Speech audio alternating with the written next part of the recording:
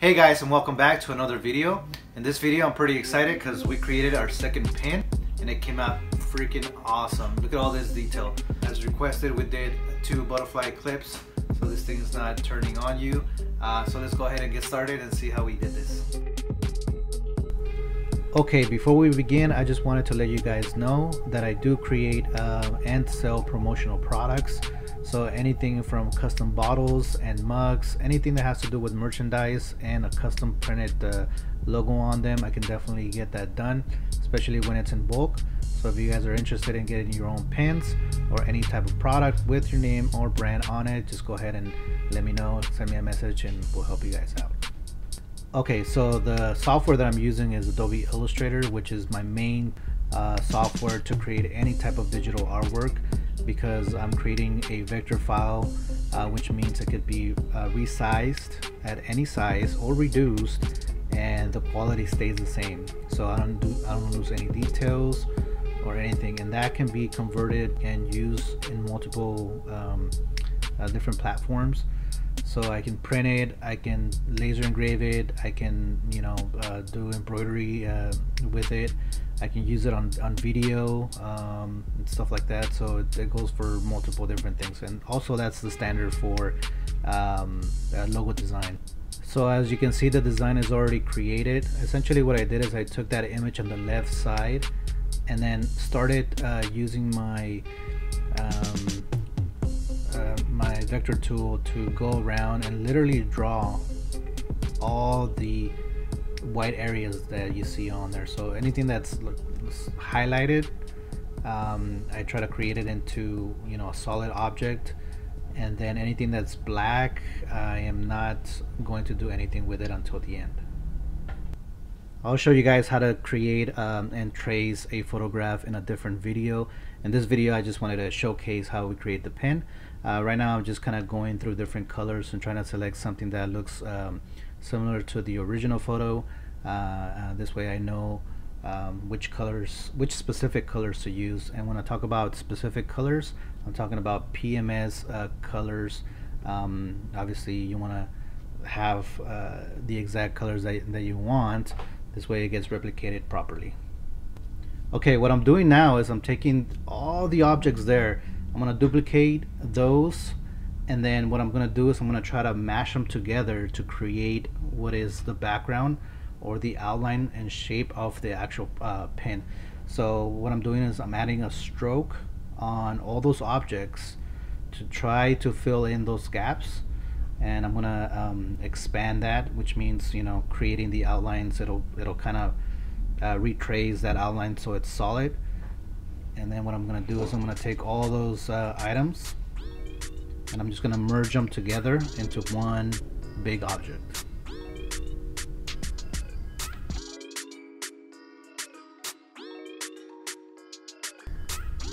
So every time you replicate something, some sort of graphic into other mediums, like if you're gonna screen print a shirt, if you're gonna create pins, if you're gonna create, I don't know, like a barbecue set, usually the issue is that some details may not come out. So you have to be aware of when you create your logo or your design, not to put too much detail.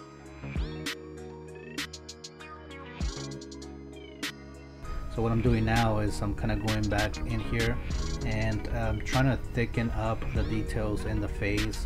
So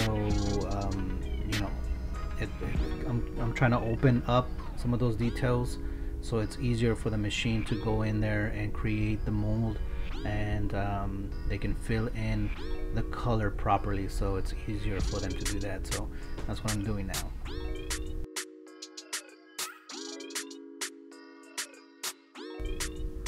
So as you can see, I'm making a copy of the face and putting that on the side. It's a little bit easier for me to work on, knowing that it's only one object and I don't have all those other objects around the face.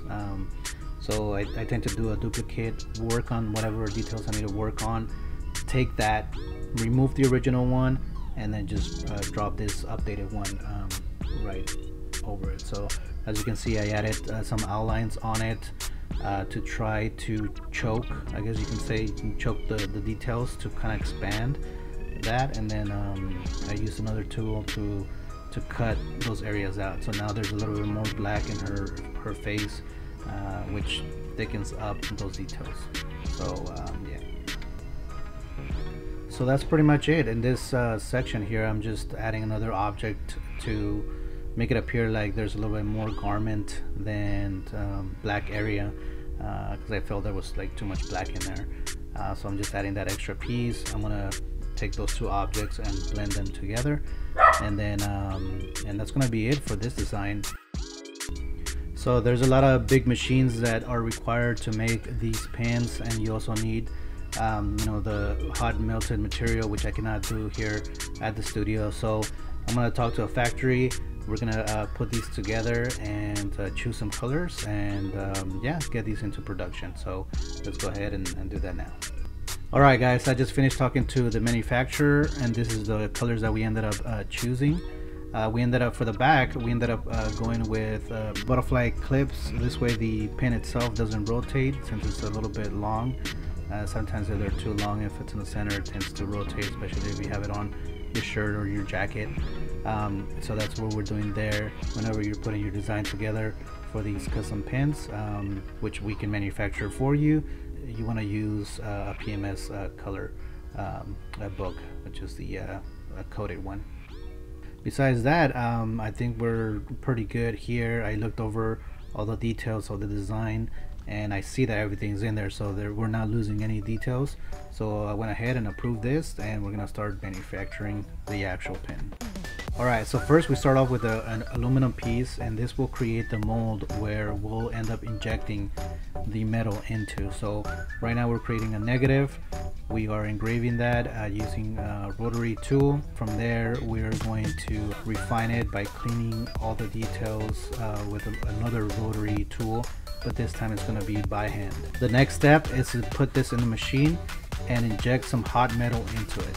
From here we take the mold out of the machine, and we're going to clean that up and apply the back pin to it. And as you can see, it's a different design that I'm showing you now, but the process is exactly the same. And here comes the hardest part, which is doing things by hand. We have to clean each pin and double check to make sure all the stuff that needs to be on there came out. So that kind of tends to take a little bit more of time to be able to do that. So after it's been cleaned, we're going to go ahead and polish the metal, and this way it's extremely clean before we actually dip it into different chemicals to get different effects and different colors. And at the end we dip it in water to get rid of all the extra material, all the extra chemicals that stayed on the material. After the chemical process, everything is washed, cleaned, and dried, and then the color is applied using a syringe. So we use a syringe because there's a lot of detail, and it really lets us get in there and really feel the small little details, and that's how we're able to get real fine details on those pins. So that's it. Anything that's left over is gets scrapped and gets recycled for the next pin.